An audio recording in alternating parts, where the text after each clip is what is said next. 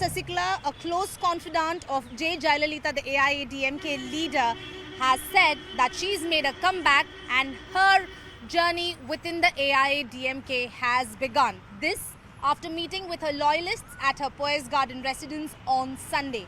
In fact, this comes after the AIADMK had done poorly in the recently held Lok Sabha polls. In most of the places, they either came in the third or the fourth position. Even the BJP in some of these places had come to number 2 position, and in some places the AIADMK candidates lost the deposit. Case in point is the South Chennai constituency, where the BJP had fielded leader Tamilisai Soundararajan, who in fact secured the second position, and the AIADMK lost deposit in South Chennai. In fact, these are the reasons cited by VK Sasikla, saying that it's time for the AIADMK to stay united and ensure that the party comes to power in 2026. This also comes at a time when political analysts say that the AIADMK is nearing its end. VK Sasikla says that AIADMK will not near its end, as her journey into the AIADMK has begun, and she will ensure that the AIADMK comes to power in the 2026 State Assembly polls.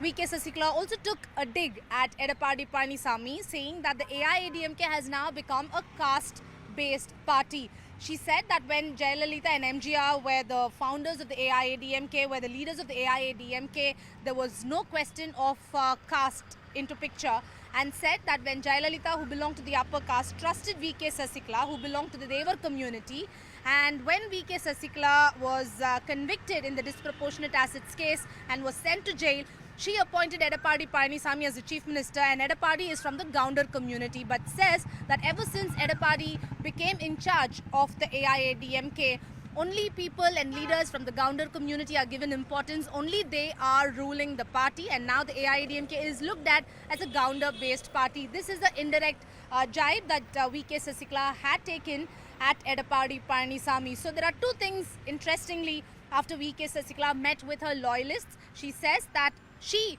has now entered into the AIADMK and will ensure that the AIADMK stays united, which means that O. Pannirselvam, the ousted leader, TTV Dinakaran, another ousted leader, all of them should come together to fight the DMK in the 2026 polls. Now, if you look at the recently held Lok Sabha polls, the BJP maintains that it's emerged as a stronger opposition and has secured number 2 positions in at least 12 constituencies.